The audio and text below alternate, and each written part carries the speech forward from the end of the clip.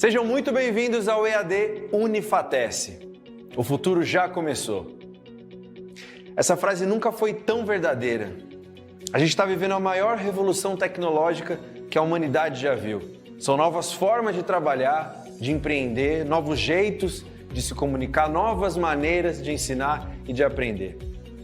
E você está de parabéns por fazer parte dessa revolução digital aqui no Centro Universitário Unifatece, uma instituição de ensino inovadora e acessível que está levando a educação de qualidade para todo o Brasil. Nossa rede de polos parceiros não param de crescer. Já estamos presentes em todas as regiões do país.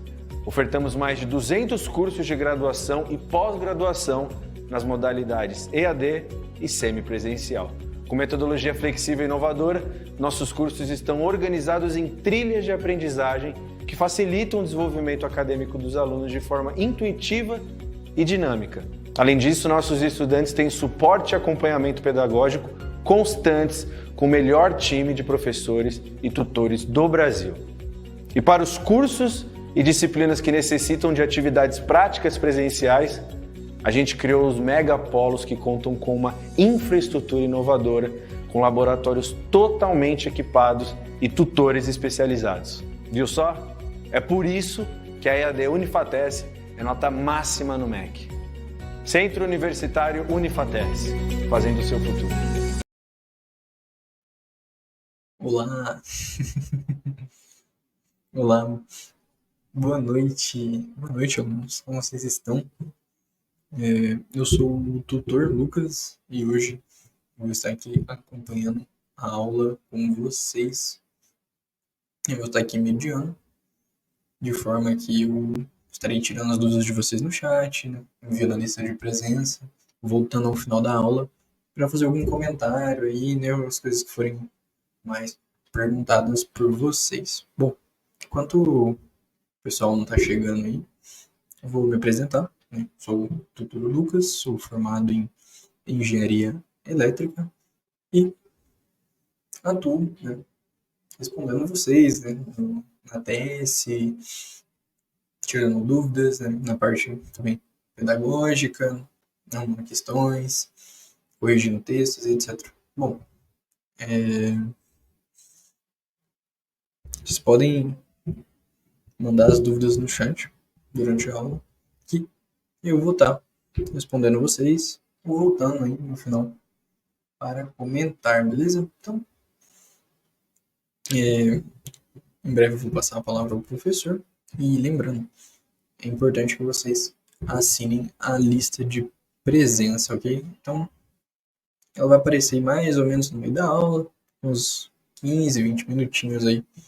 Tá enviando ela no chat. Vocês preenchem ela com seu nome, RA e o curso de vocês. Uma dúvida frequente seria o RA, né? É o número da sua matrícula, né? O número que você usa para acessar o seu Moodle, beleza? Mas caso porventura você esteja lembrando, não entre em desespero, tá? O nome completo aí já vai solucionar tudo isso da lista de presença, beleza? Então, agora eu vou passar a palavra ao professor e volto ao final da aula para conversar com vocês, beleza? Até! Olá, alunos, tudo bem? Chegamos finalmente à nossa aula de revisão da nossa disciplina, né? Onde vamos abordar vários conceitos e interconectá-los como forma de facilitar o aprendizado, de revisar tudo aquilo que foi aprendido até então. Começamos então mostrando para vocês as nossas unidades, os temas que foram abordados ao longo da disciplina. Na unidade 1, nós tratamos sobre a introdução ao estudo dos materiais para engenharia e a estrutura dos materiais, onde nós fizemos uma abordagem histórica, né? Conversamos um pouco sobre o desenvolvimento dos materiais e a importância do estudo da ciência e tecnologia dos materiais e começamos a abordar a parte da estrutura desses materiais. Na unidade 2, abordamos as estruturas de sólidos e imperfeições em sólidos. Então nós adentramos mais no nosso conteúdo, procurando entender a estrutura, já que o entendimento da estrutura auxilia no processamento, nas etapas e procedimentos para a fabricação dos nossos elementos, possibilitando a gente manipulá-los e obter, assim, melhores propriedades que vão resultar em um melhor desempenho do nosso material. Na unidade 3, tratamos sobre os mecanismos de difusão e diagramas de fases, que o diagrama de fases é uma forma de representação das diversas fases do nosso material, ao depender da temperatura e pressão ao qual ele está submetido. E, por fim, na unidade 4, observamos os diferentes tipos de propriedades dos materiais, propriedades magnéticas, ópticas, mecânicas, e dentre outras, que nós abordamos e detalhamos para vocês.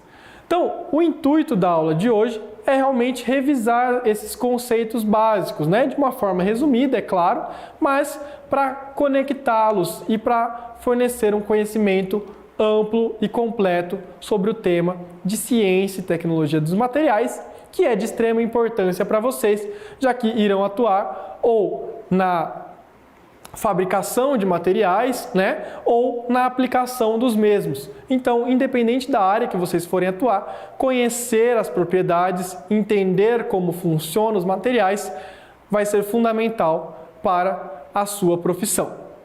Começamos então revisando a nossa unidade 1, A unidade 1, em que a gente viu conceitos básicos sobre a perspectiva histórica e o estudo da ciência dos materiais. Conversamos sobre a classificação dos materiais, sendo eles divididos em 5 classes, como a gente vai comentar aqui na sequência, e também sobre a estrutura atômica e ligações atômicas nos sólidos. Então, a gente viu na unidade 1 que o desenvolvimento da sociedade ele está muito atrelado, sempre esteve muito atrelado à capacidade do ser humano de detectar, manipular e melhorar as propriedades e o desempenho dos materiais. Como eu comentei com vocês, não é à toa que nós temos, ao longo da história, caracterização de épocas, como a Idade da Pedra, a Idade do Bronze. Então, são idades que são caracterizadas pela capacidade do ser humano de manipular alguns materiais. Então, desde a pré-história, o desenvolvimento da sociedade está diretamente ligado ao desenvolvimento dos materiais. No entanto, é claro que no início, nas primeiras sociedades, se trabalhava com materiais naturais, não se tinha essa capacidade. Então era muito utilizado as argilas, as peles, madeiras, pedras no estado natural, como materiais e ferramentas a serem utilizadas. Ao longo dos anos, foram descobertas técnicas para trabalhar esses materiais, melhorando as suas propriedades. Um exemplo disso, um exemplo básico disso, é a argila. A argila ela possui 3 propriedades interessantes que o levam a melhorar o seu desempenho.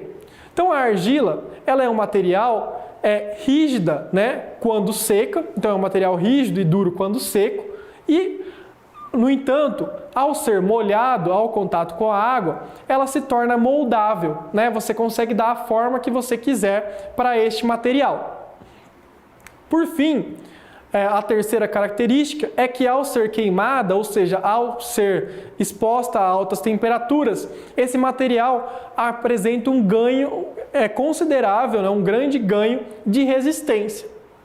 Você consegue pensar em qual material utilizado nas engenharias que essas 3 propriedades estão presentes e se fazem aplicáveis?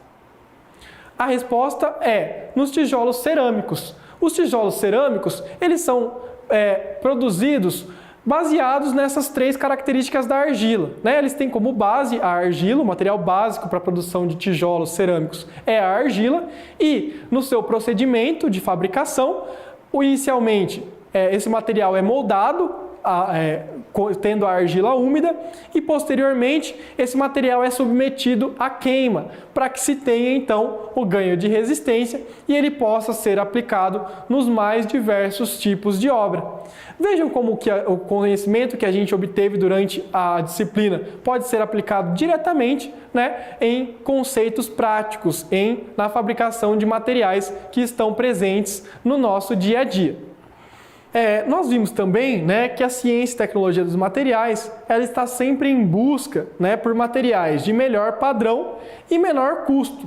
Seja qual for a área da engenharia, a gente sempre busca materiais que tenham o melhor desempenho possível a um custo que possa o tornar aplicável, né? A gente quer sempre buscar a redução de custos sem a perca de qualidade. Nesse sentido, é importante, né, que nós tenhamos o conhecimento sobre o processamento, ou seja, a maneira como esse material é processado, quais são as etapas para a sua fabricação, a sua estrutura, porque muitas vezes a modificação da estrutura nos leva a propriedades melhores, e as propriedades, que são as características dos materiais, que juntos, né, em conjunto, todos esses termos vão fornecer um melhor desempenho para o nosso material. Tá? Então são 4 conceitos básicos, mas que estão diretamente atrelados com um único objetivo, né? Buscar materiais de melhor padrão e menor custo. E esse o intuito do estudo da ciência e tecnologia dos materiais. Vimos também a classificação desses materiais com base na sua composição, né? Então nós vimos que eles podem ser divididos em materiais metálicos, cerâmicos, polímeros, materiais compósitos e materiais avançados, né? Nós vimos detalhadamente cada um deles. Então, os materiais metálicos, que são aplicados, né, em diversos tipos de obras, no próprio concreto, na fabricação de veículos, ferramentas, equipamentos, né? As cerâmicas, que são os tijolos cerâmicos que eu acabei de comentar, revestimentos, pisos, azulejos, né, diversos materiais no geral. Os polímeros, que são desde a bola de sinuca até o capacete do ciclista, hoje são fabricados com materiais poliméricos. Os compósitos, que são aqueles que reúnem, né, as melhores características desses 3 materiais que nós já comentamos em um só material, formando as ligas, né? E os materiais avançados, que são aqueles que estão em constante evolução. Vale ressaltar aqui, aluno, que você está tendo essa disciplina e está estudando os materiais, né, o conceito da ciência e tecnologia dos materiais. No entanto, essa não é uma ciência exata, porque ela está sempre em constante evolução. Então é importante que ao longo da carreira de vocês vão sempre se atualizando, lendo sobre o assunto, sobre o aparecimento de novos materiais, para que vocês possam avaliar a aplicação deles na sua área de atuação. Tá? Então a ciência e tecnologia dos materiais é uma disciplina que está em constante evolução, pois todo dia são descobertos novos materiais e materiais que possam melhorar propriedades e características das nossas aplicações no dia a dia. Bom, então entrando, né, na parte de estrutura atômica, ainda na unidade 1, nós vimos, né, que o átomo ele é constituído por nêutrons, prótons e elétrons, né? Sendo que os nêutrons e os prótons fazem parte do núcleo deste elemento e os elétrons são elementos que giram em torno desse núcleo central, formando uma órbita. E aí nós conversamos também sobre características como o núcleo atômico, que diz respeito, né, ao número de prótons presentes no elemento, e o número de massa, né, que nada mais é que a massa do núcleo desse átomo, a soma da massa de nêutrons e da massa de prótons. Conversamos também sobre a classificação dos elementos em elementos isótopos, isóbaros e isótonos. Então, os isótopos são elementos que possuem o mesmo número de prótons, os isóbaros o mesmo número de massa e os isótonos o mesmo número de nêutrons. E também sobre os diferentes tipos de ligações.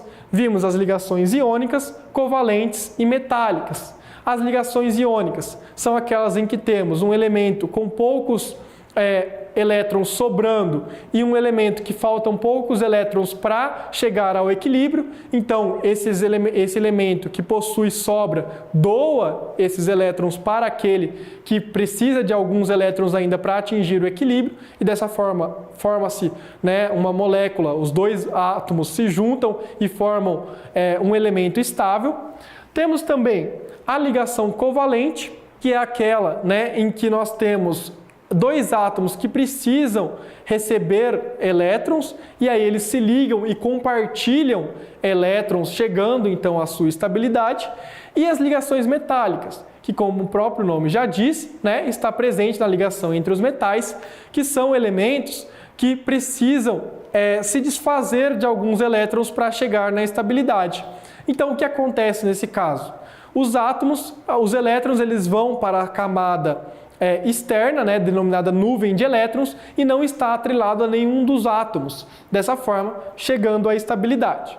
Conversamos ainda, né, além da estrutura atômica, sobre os modelos atômicos, que foi aplicado, né, na apostila de vocês, e sobre as configurações eletrônicas, sendo todos estes fundamentos bases para o restante da disciplina.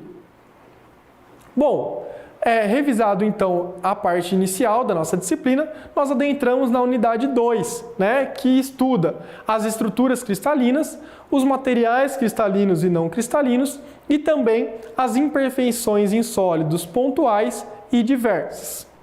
Então, nós vimos, né, na estrutura cristalina que a estrutura cristalina ela é caracterizada por arranjos sequenciais e periódicos de maneira repetitiva. Então, a gente precisa ter esses arranjos que sejam sequenciais e ocorram de maneira repetitiva para caracterizar uma estrutura cristalina.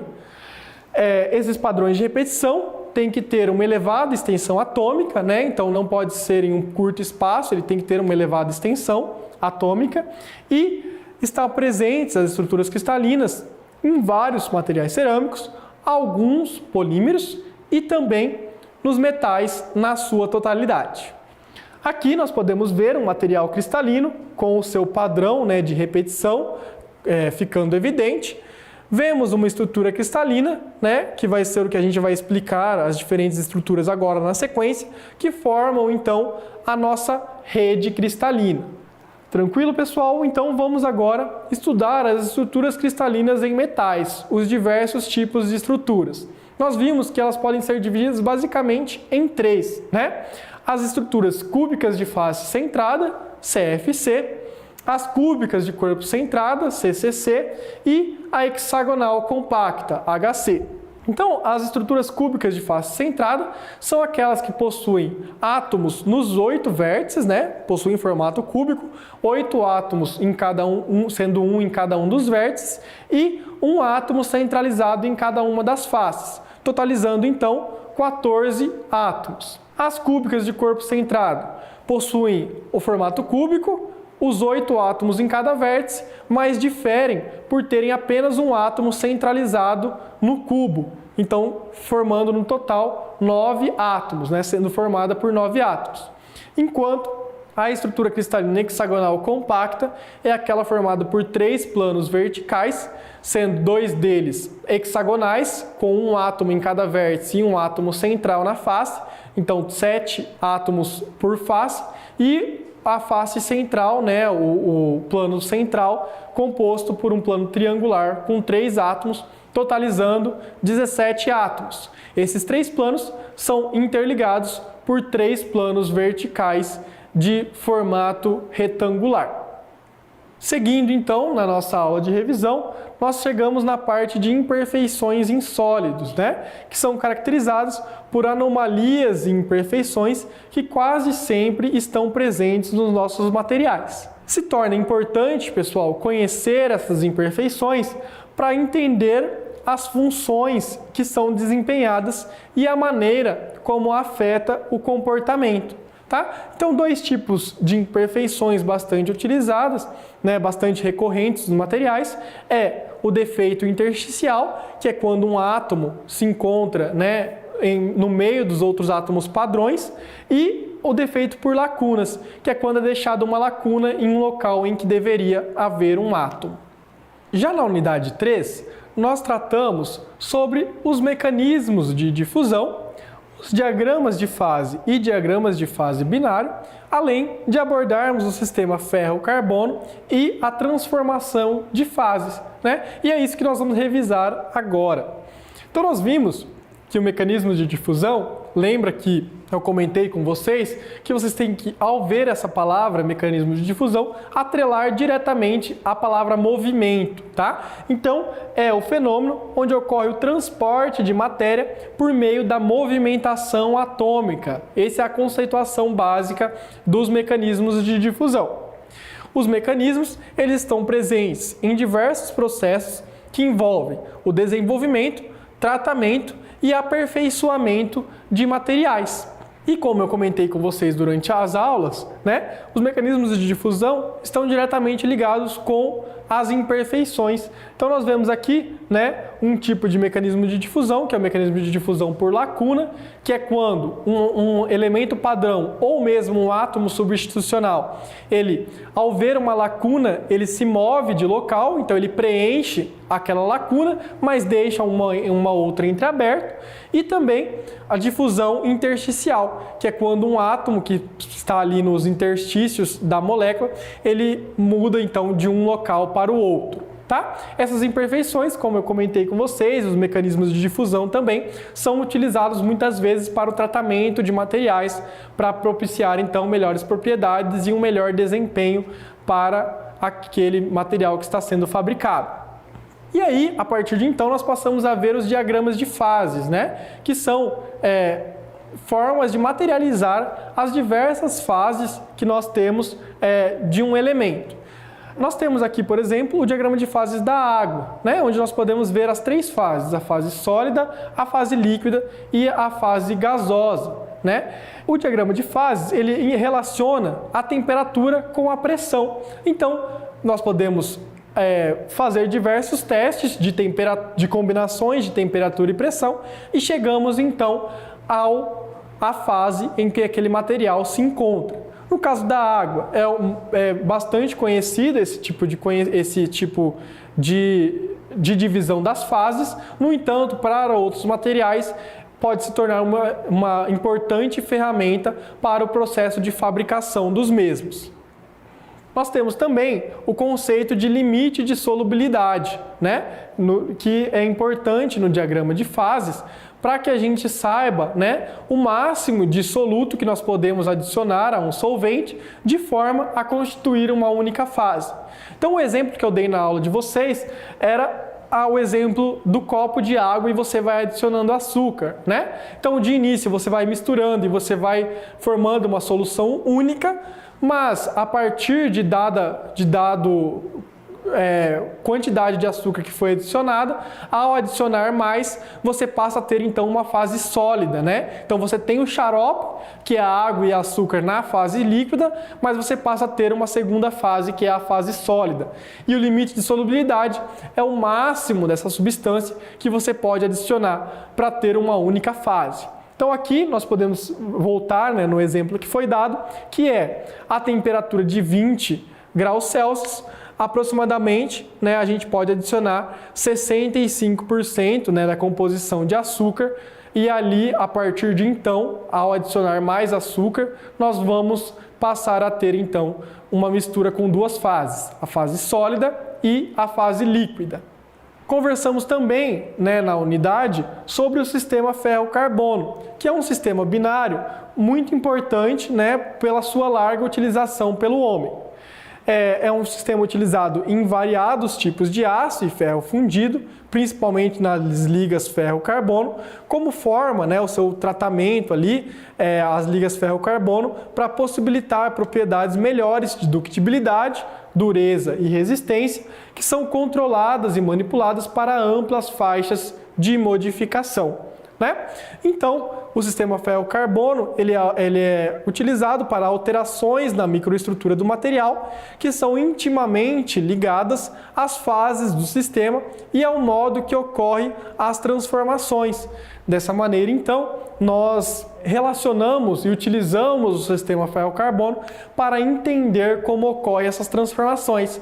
Lembra que eu mostrei para vocês o diagrama do ferro, né? Onde a gente pode observar que o ferro ele passa por duas mudanças de fases antes, né, de propriamente passar para o estado líquido.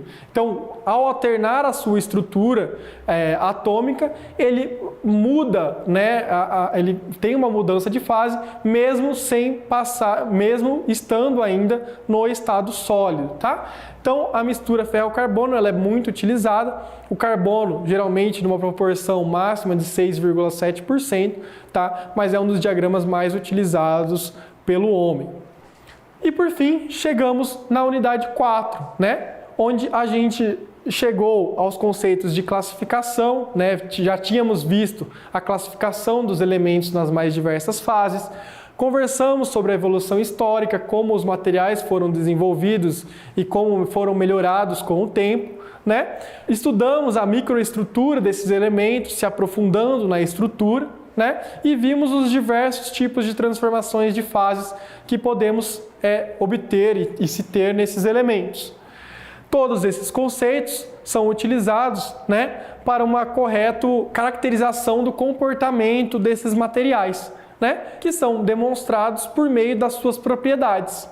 E aí nós estudamos, então, as diferentes propriedades, as propriedades mecânicas, térmicas, propriedades elétricas, magnéticas e ópticas, e vimos a importância de cada uma delas para a aplicação na fabricação, né, e na aplicabilidade desses materiais no meio prático. Essa compreensão, né, ela é sempre exigida em muitos ramos da engenharia, como vocês podem ver, desde a produção de materiais, onde é importante para o engenheiro de material, para os engenheiros químicos e engenheiros de produção, até para aqueles, né, que necessitam apenas aplicar e avaliar esses materiais em uso, que é o caso do engenheiro aeronáutico, né, da aplicação desses materiais em aeronaves, em aeroportos, dos engenheiros civis, né, que necessitam conhecer as corretas propriedades para entender como esses materiais, qual o papel que eles vão desempenhar na obra, né, e também nos projetos, para projetar utilizando os materiais na proporção adequada e escolhendo os materiais adequados para aquela aplicabilidade, e também os engenheiros mecânicos que utilizam e aplicam diversos tipos de materiais na sua carreira, tá? E tudo isso é importante para evitar falhas e deformações, né? Então é importante escolher e utilizar materiais na proporção e dimensões corretas, como eu acabei de comentar, sendo que, para isso, é importante uma caracterização laboratorial dessas propriedades, né? Para que a gente tenha todos os recursos para realizar a melhor escolha no projeto. Revisado, então, as 4 unidades, nós vamos comentar aqui com vocês sobre a nossa atividade prática de aprendizagem, né? É a atividade prática de aprendizagem que tem como intuito, né, levantar as principais propriedades que justificam o uso dos seguintes materiais para determinada função. É isso que é solicitado para vocês nessa atividade prática, que vocês levantem, né, as propriedades que justificam o uso do material. Então, que vocês relacionem a propriedade com a aplicabilidade desses materiais, que é o que vocês vão ter que fazer na prática. Vocês vão ter que pegar os conceitos dessa disciplina e aplicá-los, né? E justificar a escolha de determinado material para determinado fim. E quais são os materiais que eu listei para vocês descreverem, né? Então, o primeiro deles são telhas, blocos e revestimentos cerâmicos, né? Então, que estão inseridos dentro das classes das cerâmicas. O segundo, estruturas metálicas em aço, né? Inserido dentro da classe dos metais, daquela divisão que nós vimos. E o terceiro, peças complementares de arquitetura e tubulações fabricadas com polímeros. Então aqui nós temos 3 elementos de diferentes classes e eu quero que vocês utilizem todo o conceito absorvido durante a disciplina para justificar as principais propriedades, né, para a sua aplicação para esses fins listados. Tudo bem? Então, explicado a nossa atividade prática de aprendizagem, a gente vai tratar agora do nosso fórum, né, que também é uma atividade aí para ser realizada, a qual foi solicitado a vocês, alunos, que realizem uma busca sobre itens de diferentes esferas do cotidiano, onde há a presença de materiais compósitos, e discorrer também sobre a importância atual desse tipo de material. Qual é a importância dos compósitos atualmente para a sociedade? Por que eles vêm sendo cada vez mais utilizados? Quando surgiram, né? Qual a sua importância? Então é sobre isso que é para vocês tratarem aqui neste tema, tá? Então, fazendo uma breve recapitulação do que são os materiais compósitos, os materiais compósitos são aqueles formados pela composição de mais de um material, com o intuito sempre, né, de somar as características positivas que cada um deles obtém, né? Então, você mistura, por exemplo, os metais com o material cerâmico e pega as melhores características de cada um, fazendo uma combinação para que você tenha materiais de melhores características. Os exemplos, então, são a fibra de carbono e fibra de vidro, né, de materiais compósitos, alguns exemplos básicos, mas o intuito aqui é que vocês busquem, que vocês vão além, né, que vocês procurem elementos e materiais que estão presentes no nosso cotidiano. Tá? Aqui eu trouxe alguns exemplos, mas é ideal que vocês fujam desses, né, e busquem materiais mais cotidianos. O primeiro deles é para prótese, né, de corredores, por exemplo. Então, próteses profissionais geralmente utilizam, né, fibra de carbono ou fibra de vidro na sua composição. E aí existem utilizações dentro da medicina que na pesquisa de vocês vão conseguir encontrar também. O segundo são usinas eólicas, né, que são fabricadas então a partir desses materiais compósitos, né, dado as suas grandes dimensões. Se você já teve a oportunidade de chegar perto de uma usina eólica, vocês vão ver quão grandes são esses elementos e quão é importante a sua resistência. Tá? O terceiro deles, que a gente vê aqui na imagem, é as aeronaves, né? Mais propriamente as asas das aeronaves, que necessitam, né, de características bem específicas para a sua fabricação, e por isso ter um material que combine as melhores propriedades é importante, né, e vem sendo bastante utilizado, então, os materiais compósitos no caso da engenharia aeronáutica e na fabricação dessas aeronaves. E, por fim, nós vemos ali um ramo de aplicação dos engenheiros mecânicos, né? Que são no caso de carros de alta performance. Aqui simulando um carro de Fórmula 1, um carro de Fórmula Indy, em que os materiais eles são cuidadosamente separados e escolhidos para que se dê a melhor aerodinâmica, propiciando então a maior velocidade possível para este veículo. Tá? Então nós conversamos e revisamos aqui os materiais compósitos e agora a missão fica com vocês, de realizarem então essa busca sobre itens de diferentes esferas do cotidiano, onde há a presença dos materiais compósitos e discorrer sobre a sua importância no atual cenário, né, nos dias de hoje. Tá bom? Sendo isso que eu tinha para apresentar para vocês, eu deixo aqui as minhas referências e desejo a você sucesso ao longo da sua jornada. Até uma próxima oportunidade.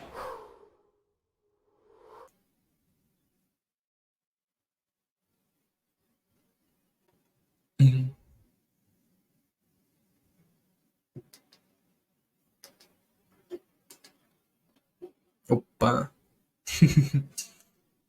Bom, gente, voltando aqui, essa aula é incrível. Aprendi muito tanto quanto vocês, né? A gente acompanhar a aula e revisar o conhecimento. Bom, eu estive aí no chat, né? Mandei algumas coisinhas aí para vocês e dei aquela interagida. Bom, Agora, não teve uma dúvida muito frequente para abordar no final da aula, né? Acredito que é uma aula tranquila, muitos vão assistir ela, ela de forma assíncrona, né? Vão ver ela depois de ser lançada, e outros estão acompanhando aqui, inclusive, parabéns a todos que estão acompanhando essa aula ao vivo, né? Assim, de extrema importância, né? Você tá aqui ao vivo para poder se comunicar, trocar, né, uma ideia com o professor, ter aquele contato, mas para quem está acompanhando, né, posterior à gravação da aula, não se preocupem, a gente está aqui nos canais da TES para tirar as dúvidas de vocês, e o professor muitas das vezes ele deixa o e-mail dele durante a aula para responder, né? Bom, então é isso, gente. Desejo a todos uma boa noite. Qualquer dúvida, entre nesses canais aí que a gente vai estar respondendo vocês. Não esqueça de assinar a lista de presença, lembrando que nela você avalia a aula e escolhe o tema da próxima aula. Beleza? Então, vamos nos ver aí mais vezes. Pode apostar que sim. Então, uma boa noite e tchau, tchau.